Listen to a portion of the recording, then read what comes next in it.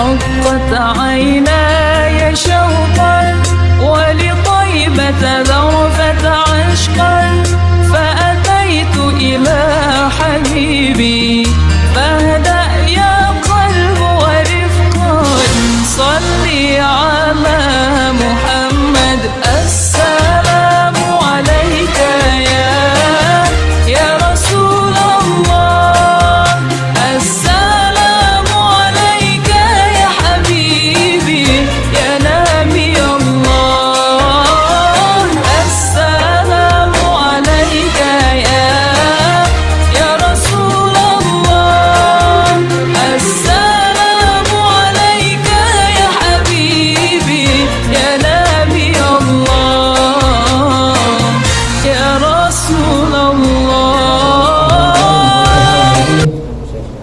ويجعلنا من العلماء العاملين كما نقوها بنية الله يرسل مثل ثواب قراءتنا إلى أرواح آبائنا وأجدادنا وأمهاتنا وجدتنا وعموم أرواح المسلمين والمسلمات نخص خصوصا إلى أرواح المؤسسين والمتبرعين لهذا المجلس نخص خصوصا إلى أرواح علمائنا ومشايخنا وفي مقدمته شيخنا معلم الشافعي هداني أنسأل الله سبحانه وتعالى ينفعنا بعلومهم في الدارين وبنيتنا الله يبارك في أعمالنا وأموالنا وذريتنا ويشفي مرضانا ويرحم أمتنا ويقضي جميع حوائجنا لهذه يهديها الفاتحة أعوذ بالله من الشيطان الرجيم بسم الله الرحمن الرحيم الحمد لله رب العالمين الرحمن الرحيم مالك يوم الدين إياك نعبد وإياك نستعين اهدنا الصراط المستقيم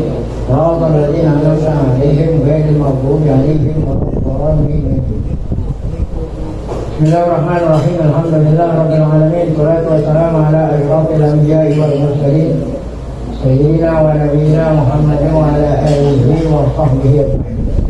Amma ba'du yang terhormati para guru asatidzah Bapak hadirin, bil khusus warga besar Muallim PSAP Hazami, pengurus serta Majelis Ta'lim Al-Muallim PSAP Hazami. Kita bersyukur pada Allah Subhanahu wa taala yang mana pada pagi hari Sabtu ini tanggal 22 Muharram 1444 Hijriah bertepatan dengan tanggal 20 Agustus 2022. Allah Subhanahu wa taala masih selalu melimpahkan pada kita dengan berbagai macam nikmat-Nya. Sehingga ke semua itu kita sama-sama dapat kembali mengikuti pengajian. Tidak lain harapan kita semoga keberadaan kita di tempat yang mulia ini tercatat di sisinya sebagai amal ibadah yang diterima sampai pahalanya kepada Muallim PSAP Hazami berikut keluarga yang telah berpulang rahmatullah, serta dosa-dosa mereka, dosa kita diampuni, dan ilmu pengetahuan yang kita tuntut Allah berikan ilmu yang bermanfaat. Amin ya rabbal alamin. Lanjut bacaan kitab kita pertama, Tafsir Qadir, yaitu al-Malik wakilah di makna ayat idza kuntum ila sholati minan naum. Ada yang menafsirin ayat yang kemarin kita baca, ya ayyuhalladzina amanu idza kuntum ila sholati faghsilu wujuhakum. Tafsir yang pertama itu kemarin udah, apabila kita akan mendirikan sholat sedangkan kita tidak punya wudhu gitu, mau mendirikan sholat sedangkan sudah batal wudhu, maka caranya berwudhu lebih dahulu. Nah itu tafsiran yang pertama. Dan tafsiran yang kedua itu ini, idza kuntum ila sholati minan naum, ada minan naum, jika kamu mau mendirikan sholat habis bangun tidur gitu, habis bangun. Yang tadi kan nggak ada kata-kata habis bangun tidur, yang penting nggak punya wudhu dulu. Nah kalau tafsiran kedua, apabila kamu mau sholat bangun tidur, nah dia bilang bangun tidur maka berwudhu lah. itu bangun tidur maka berwuduklah. Kalau bangun tidur, kalau tidak bangun tidur nggak perlu wuduk, ya. Sebab kalau tidur ini kan batal. Kalau yang lain kan umum, baik itu batalnya kena tidur ataupun kena lainnya. Kalau ini khusus apabila mau sholat habis bangun tidur. Itu penafsiran kedua. Penafsiran ketiga, qila wa amrun nadbin. Nudiba man qama ila sholati ayyujaddidalaha taharatan wa in kana ala turinha. Ini tafsiran ketiga, kita disunahkan itu bagi orang yang mau sholat disunahkan ngambil wudhu walaupun belum batal wudhu. Ini namanya memperbaharui ya. Jadi amrunabin, perintah sunat. Nudiba disunahkan mangkoma ila sholat ayyujadidat. Orang yang mau sholat diperintah memperbaharui laha untuk sholat toharotan, memperbaharui wudhu. Wa ingkana ala tuhrin, walaupun masih suci, maksudnya belum batal. Nah berarti di sini perintahnya bukan perintah wajib. Kalau yang tadi kan kalau sudah batal wudhu, nah berarti wudhunya perintah wajib. Kalau di sini kita belum batal disuruh wudhu, berarti perintah sunnah. Waya dulu yang menunjukkan bahwa ini perintah sunnah walaupun belum batal. Marwiyah an Ibnu Umar, riwayat dari Abdullah bin Umar, anna Rasulullah sallallahu alaihi wasallam, Rasulullah sallallahu alaihi wasallam sallallahu alaihi wasallam qala bersabda, kata Nabi, man tawadda'a ala tuhrin kataballahu lahu asyra hasanat. Siapa orang yang sholat, siapa orang yang wudhu, siapa orang yang ngambil wudhu padahal dia itu tuhrin, padahal dia belum batal. Orang yang wudhu padahal dia belum batal, nah kemudian dia sholat, nah, maka kata wallahu lahu asyru hasanat, maka Allah tulis baginya 10 hasanat, ya, 10 kebaikan, ya. Orang yang ngambil wudhu padahal belum batal wudhu, mau sholat atau enggak sholat. Nah ini tajdid dulu bukan hanya mau sholat, walaupun enggak sholat maka ditulis baginya 10 hasanah. Itu tafsiran yang ketiga, kalau nggak salah 4. Nah sekarang yang kelima ini, wakilnya hadza i'lamu minallahi wa rasul. Ada yang bilang, ada penafsiran yang mengatakan hadza i'lamu minallahi wa rasul sallallahu.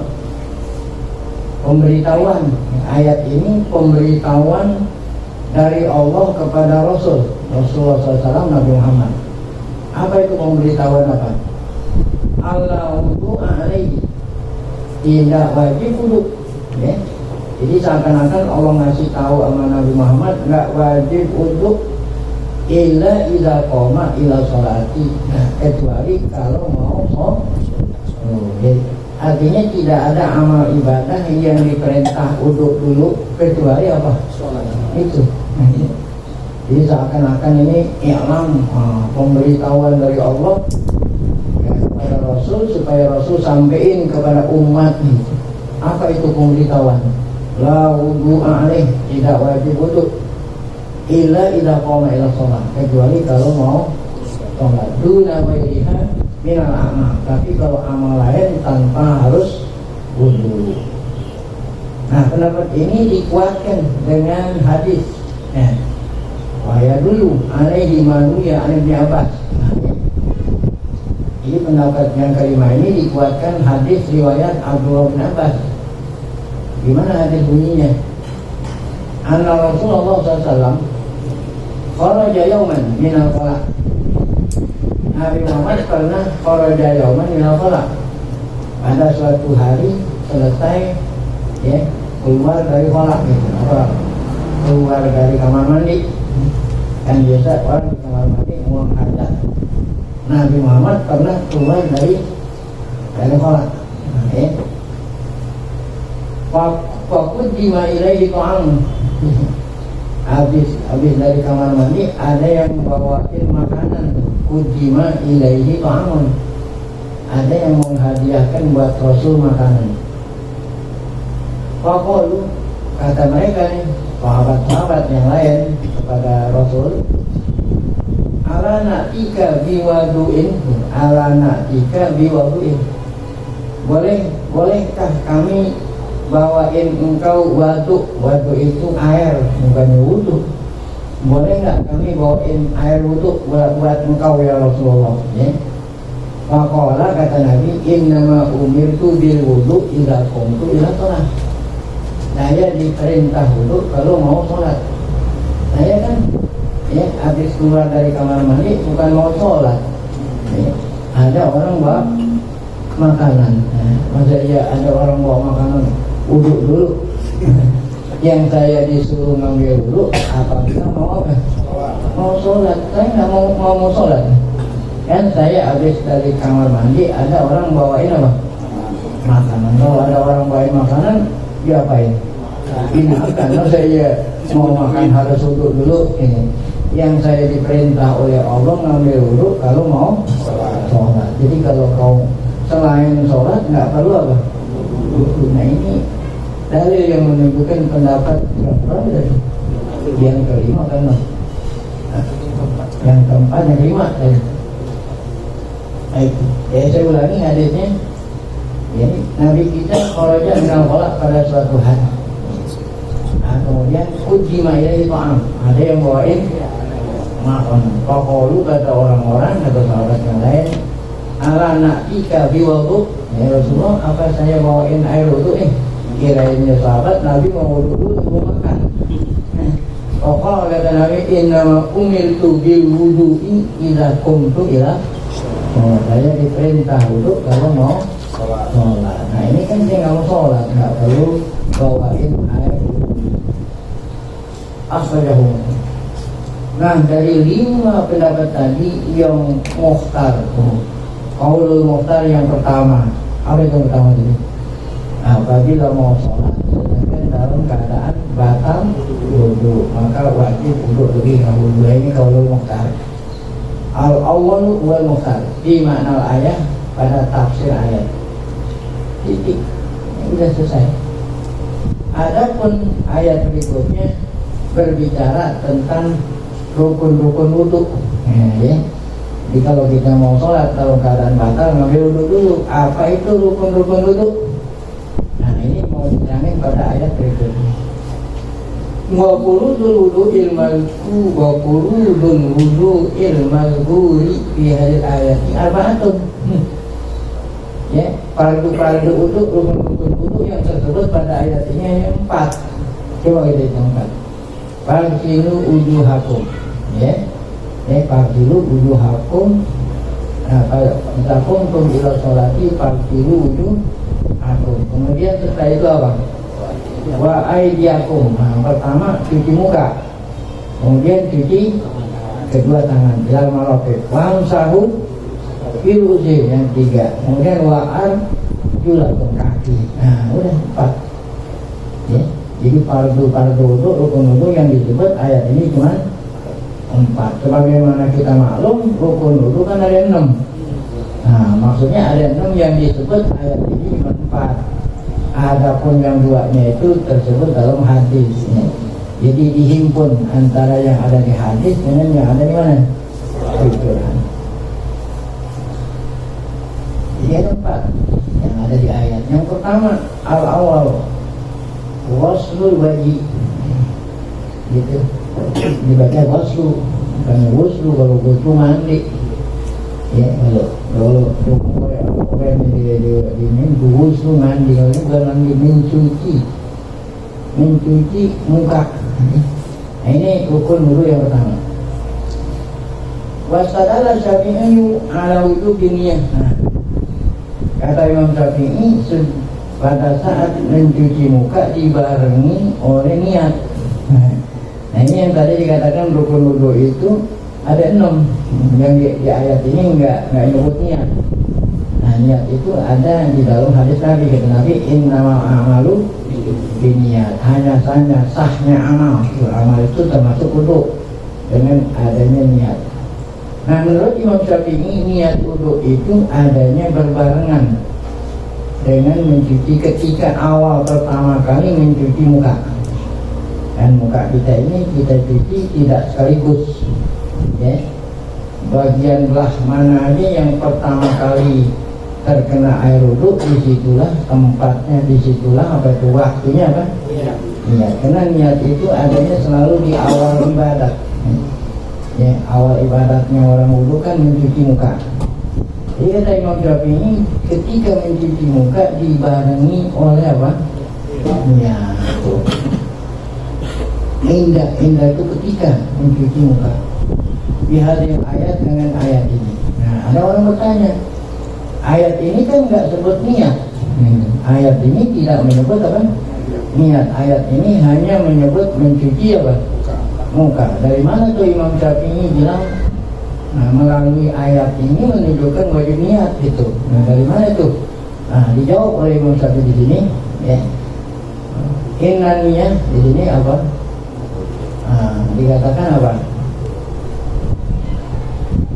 Ya, wahujatuhu. Nah, dalilnya Imam Syafi'i ketika mencuci muka dibarengi oleh niat, ana wudu'a ma'murun bih. Wudu itu adalah ibadat yang diperintah. Jadi benar, idza qumtum ila sholati fardhu. Wudu kan suatu hal yang diperintah. Setiap yang diperintah namanya amal ibadah. Ya, setiap yang diperintah berarti amal. Wa kullu ma'murin yajibu ayyakuna mandian. Nah, sedangkan setiap amal kalau mau sah diterima oleh Allah harus diawali dengan apa? Dengan niat. Nah, mana itu hadisnya? Walima ruwiya fi sahihain, diriwayatkan di dalam kitab Sahih Bukhari Muslim min hadis Umar bin Khattab radhiyallahu anhu. Ini Nabi bersabda, innamal a'malu binniyat. Nah, sesungguhnya. Nah, ini hanya takdir. Jadi Imam Syafi'i mentakdirkan kata yang tidak disebut. Ya, kira-kira bunyinya innama sifatul amal, innama qabulul amal, gitu kan. Hanya saja diterima. Hanya saja diterimanya amal apabila ada niat. Itu takdirnya Imam Syafi'i. Bisa juga ditafsir innama kamalul amal, bisa. Hanya saja sempurnanya ibadat. Nah, kalau hanya sempurnanya ibadat pakai niat, berarti niat nggak termasuk wajib. Biasa, tapi nggak sempurna. Tapi takdirnya Imam Syafi'i bukan kamal apa? Qawul. Innama qawul. Karena setiap Imam Syafi'i pendapatnya selalu ihtiyat, ya, berhati-hati, ya. Jadi lebih hati-hati kita bilang sesungguhnya diterimanya amal daripada kita bilang sesungguhnya sempurnanya. Ya, kalau sempurnanya amal walaupun nggak pakai niat, ini Abu Hanifah. Abu Hanifah menafsirin innama kamalul amal. Oh, ya. Ntar kita lihat ada di sini. Ini takdirnya Mustafi, innama qabulul amal. Innamal a'mal binniyat. Innamal likulli imri'in ma nawa. Setiap orang sesuai dengan apa? Setiap yang beramal sesuai dengan apa? Niatnya itu. Wal wudu minal amal, dalam bagi wudu ini termasuk amal, ya, ibadah. Yajibu ayakuna manwiyan, oleh karena itu wajib ketika mencuci muka niat. Kenapa waktu muka? Karena niat itu ada di awal ibadah. Wa inna maqulna, nah, Imam Syafi'i mengatakan hanya saja kami mengatakan bahwa wudu itu diperintah anahu minal amin amalidin, karena wudu itu termasuk amal yang diperintah oleh agama. Ya, apa kata Allah Ta'ala di dalam Al-Quran yang suruh kita niat, ya, bahkan niat itu harus ikhlas. Kata Allah Ta'ala, wa ma umiru illa liya'budullaha mukhlishina lahud-din. Ya, maksudnya mereka itu kita ini orang beriman tidaklah diperintah oleh Allah kecuali beribadah, ya, hanya semata-mata karena Allah. Nah, jadi apa kaitan dengan niat sama ikhlas? Nah, wal ikhlasu ibaratun anin niat. Ikhlas itu ialah niat yang murni. Niat yang murni hanya karena Allah. Nah, jadi walaupun kita ibadat pakai niat, belum tentu ibadah diterima. Kalau memang niatnya bukan murni karena Allah. Jadi ibadat yang diterima itu niatnya itu murni karena Allah, bukan karena yang lain. Nah, itulah murni. Jadi murni ini khalisos, murni semata-mata karena Allah. Nah, ini ikhlas. Nah, niat ibarat ikhlas itu niat ibarat daripada niat yang murni. Susu murni, apa ada susu murni? Enggak dicampur, tapi kalau kita campur berarti nggak murni. Oplosan. Oplosan. Nah, ini oplosan tuh banyak ragam lah kalau gitu. Ini gitu kan. Kalau orang dagang minyak wangi kan oplosannya akan mustahil. Kalau ada itu timbangan kalau susu apa? Udah saya bukan tukang susu. Jadi banyak oplos ini yang menyebabkan ya jadi nggak murni. Sehingga nih ulama-ulama dulu saking takutnya nggak dikatakan ikhlas, ya nggak dicampuri apa aja. Kalau kita duduk rumah ayam sambil duduk sambil nyuci muka supaya muka jadi bersih, itu nggak termasuk murni, ya kan? Kita ngambil duduk dengan niat apa? Bersih muka, berarti belum benar murni gitu. Ya. Jadi yang dikatakan riya itu tidak itu bukan kena orang kena apa, enggak. Walaupun itu niat dengan niat membersihin muka kan lumayan sambilan. Ini hal-hal yang seperti itu jangan diikut sertakan, walaupun memang benar hikmahnya untuk itu. Ini jangan diniatin gitu. Itu hikmahnya walaupun nggak diniatin datang sendiri. Datang.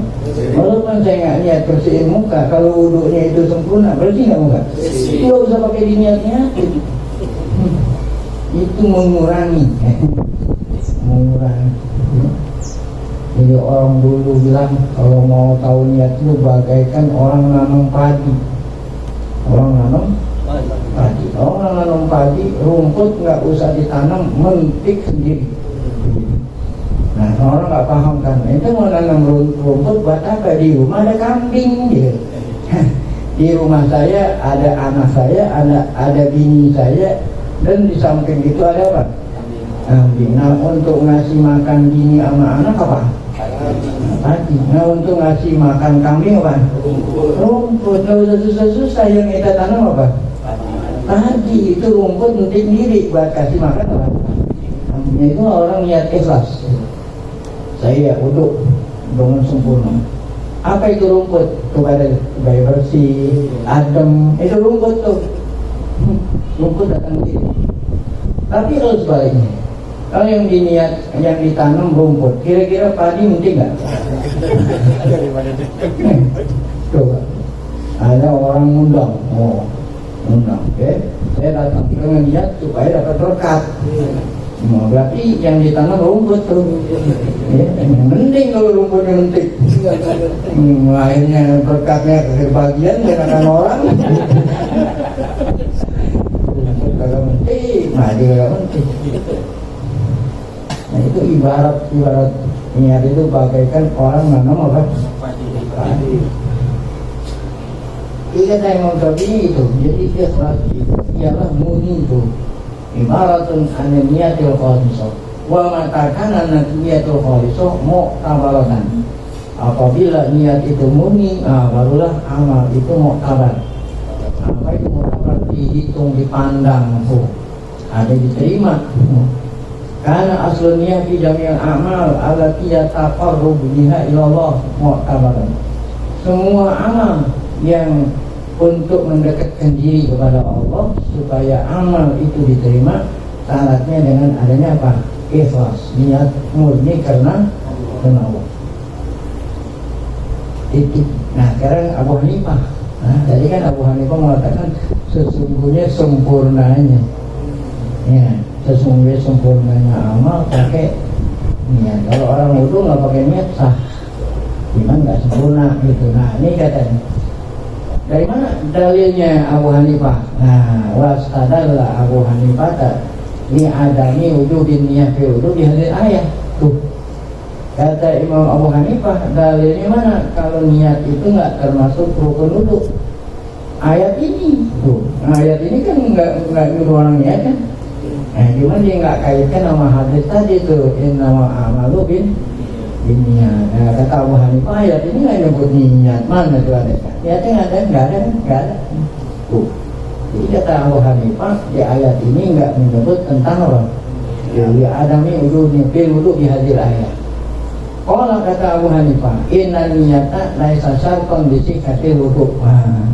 Niat itu tidak menjadi syarat sahnya wudu. Di anna Allah Ta'ala aujaba waslal a'dha'il arba'ah. Yang Allah wajibin pada ayat ini mencuci anggota wudu yang 4 tadi. Ya, walam yujidin niyata fiha. Allah nggak wajibin niat padanya. Fa'ijabun niat ziyadatun ala nasi. Nah kalau kita yang wajibin niat berarti kita nambah-nambahin. Ini nambahin nas. Kan ayat nggak coba kan? Nah berarti kalau kita wajibin niat nambahin nas. Nah ini wa ziyadatu ala nasi nas pun. Kalau kita nambahin nas berarti kita menghapus ayat itu. Kan ayat nggak ada tambahan. Nah kita tambahin berarti nasun tuh. Wa nasul Quran bi khabari wahid. Nah, menasah Quran dengan hadis nggak boleh. Seandainya Imam Syafi'i berdasarkan hadis innamal a'malu binniyat, nggak boleh juga. Kenapa? Nggak boleh Quran ditambahin sama hadis. Kan lebih kuat ayat. Kan ayat lebih kuat daripada khabar wahid, artinya hadis. Ya, jadi innamal a'malu kan hadis. Masih ya apa itu tadi Quran ditambah-tambahin dinasah dengan apa? Dengan hadis. Menurut beliau nggak boleh karena hadis itu tingkatannya lebih rendah daripada ayat Al-Quran. Apalagi ditambahin pakai kias-kias. Nah ya, itu semuanya ghairu jaiz, kagak boleh. Namun walaupun Imam Abu Hanifah punya dalil seperti ini, dijawab lagi oleh Imam Syafi'i. Jadi Imam Syafi'i nggak kehabisan jawaban. Wa ujiba anhu. Kata Imam Syafi'i, anak inama aujabna niyah bil wudu bidalatil Quran. Kami wajibkan niat pada wudu, dalilnya dari Quran itu sendiri, gitu ya. Jangan dari Quran sendiri. Wa apa itu? Itu Allah Ta'ala berfirman, wa ma umiru illa liya'budullaha mukhlishina lahu-d-din. Walaupun itu ayat nggak ada di sini, kan yang ada di sini memang nggak ada niat. Ayat lain kata Abu Hanifah, ini ayat lain yang memerintahkan kita setiap amal mesti apa? Ada niat. Apa ayat itu? Oh, wa ma umiru. Nah, ini ayat yang sering kita baca di dalam surat Al-Qari'ah, Al-Qari'ah, Al-Qari'ah, Al-Qari'ah. Yauma yakunun nasu kal-farasil mabthus, wa nulibalu kal-qam'in mampus. Betul kan? Nggak ada orang umum al-haq mutakasur kan? Al-ladina lam yakunil ladina kafaru min ahli kitabi wal musyrikin. Nah, kemudian ada ayat wa ma umiru illa liya'budullaha mukhlishina lahu-d-din. Mereka itu kita ini orang mukmin tidaklah diperintah oleh Allah kecuali ibadahnya dengan mukhlis, dengan ikhlas. Ikhlas itu niat. Nah ini kan Quran. Wahai Abu Hanifah, anda bilang nggak ada di Quran, ini dalil. Nih dalilnya, cuman bukan dalil khusus untuk, tapi ibadah secara umum. Mukhlis, orang ikhlas itu niat. Ya. Dan selesai. Ya itulah. Apa itu tadi? Kita bilang bukan berselisih. Masa ulama berselisih, perdebatan lah antara Imam Syafi'i dengan Abu masalah niat.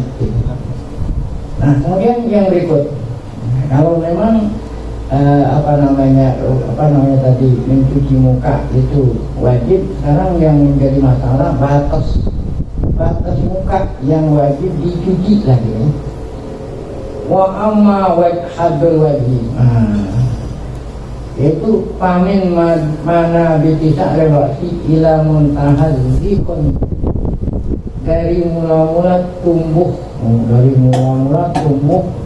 rambut kepala, dari mula-mula tempat tumbuh rambut kepala di atas dahi, di atas jidat ya, sampai mana ini tulang memanjang sampai akhir jenggot. Nah ya, dari mula-mula tumbuh rambut kepala dari atas dahi ya, sampai mana ini bagi orang yang normal. Kalau orang yang botak nggak dihitung, berarti enggak ya.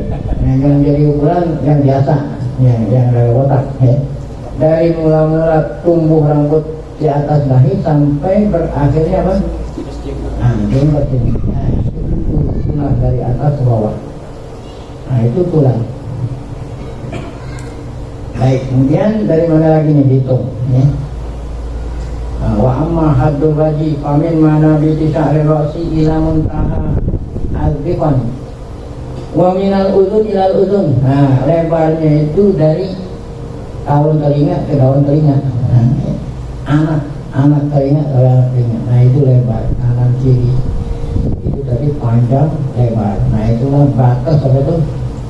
Batas muka yang wajib kena air wudu. Ini anahu maksudun minal muwajahah. Karena wajib itu diambil dari kata-kata muwajahah. Kan artinya depan. Kaya jibu. Nah kalau udah tahu batasnya muka, maka wajib mencuci. Nah, jadi mencuci itu artinya menyampaikan air ke semua area muka tadi ya. Tuh. Nah sedangkan di muka ini banyak sekali bulu-bulu yang ada di muka ya. Ada ulama rajin banget hitung 20 bulu. Ada kok 20 bulu yang kita kenal cuma bulu apa? Kumis, jenggot, cambang. Nah, ada bulu alis, ada bulu mata. Yang lain-lain kita nggak tahu namanya gitu kan. Padahal setiap bulu itu namanya masing-masing ada berapa? 20.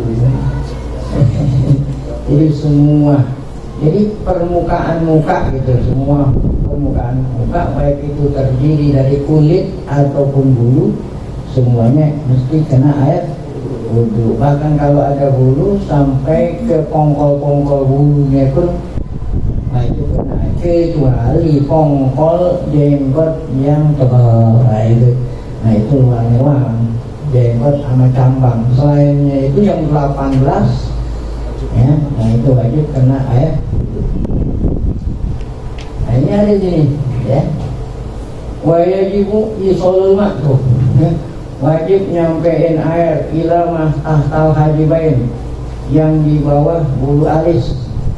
Dan orang yang alisnya tebal, nah itu nggak cukup hanya luarnya doang, sampai pongkol-pongkolnya kena air tuh di bawah hajibain.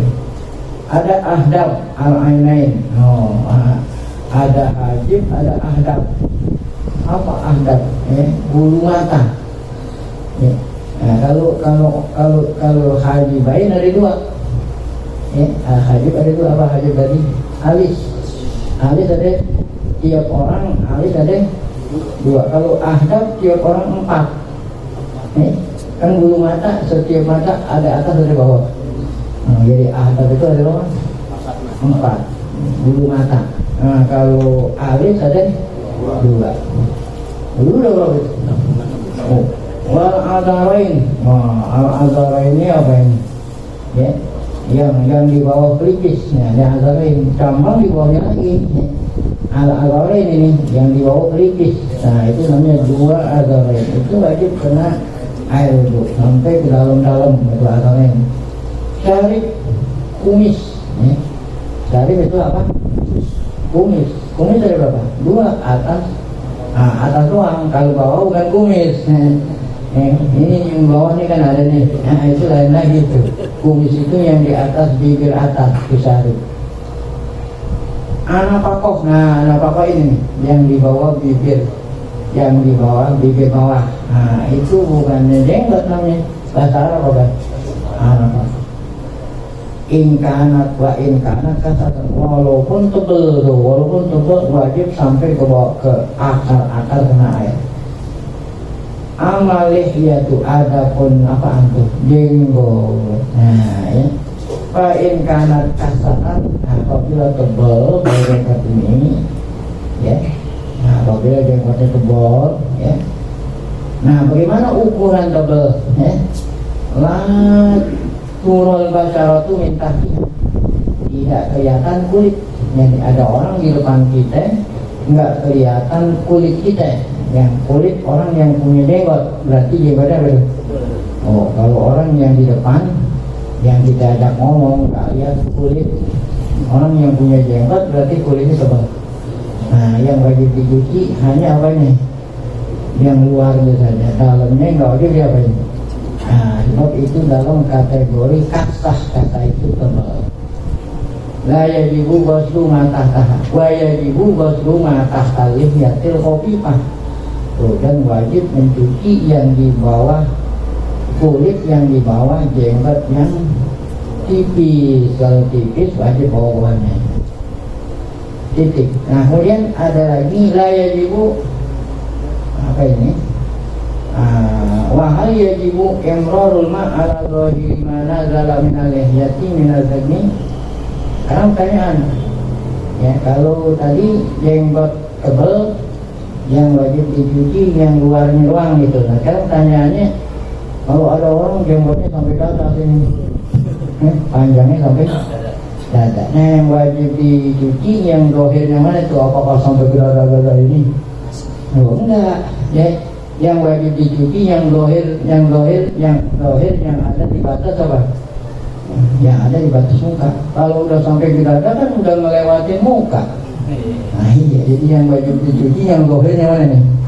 Nah, yang dohir yang masih ada di lingkaran muka. Kalau udah sampai ke dada, nah itu udah nggak wajib sebab udah melewati batas muka. Walaupun dohir juga nggak wajib udah. Ini ya. Ya, ini pertanyaan gimana? Pertanyaannya bunyi ya. Apa? Tadi itu ada pertanyaan. Wahal yajibu imrarul ma ala zahiri ma nazala. Apakah wajib mencuci zahir jenggot yang di bawah, yang lebih bawah daripada janggut ini ya. Fihi qaulan, ada dua pendapat. Ahaduhuma, salah satunya wa bihi qala Abu Hanifah, itu pendapat Abu Hanifah. La yajib, enggak wajib ya. Kenapa? Di anasa'an nazila an hadirati la yakunu hurumuhu. Karena jenggot yang ke bawah yang sudah melewati batas muka sudah tidak dikatakan hukumnya muka ya. Karena sa'ron nazil, sa'ron itu jenggot atau kepala, dan dihiasi sama kepala ya. Kan tadi di antara wajibnya orang wudu kan membasuh kepala ya. Kalau nggak kepala yang kita basuh apa? Rambut ya kan? Kalau nggak mau basuh sebagian kepala, apaan? Rambut. Boleh nggak orang ngambil wudhu yang dibasahin cuma rambutnya? Boleh nggak? Boleh. Asalkan rambut itu adanya mana? Nah, di muka. Tapi kalau rambut jika orang perempuan lah, ya. Orang perempuan kan rambutnya panjang. Nah, dia mau ngambil wudhu,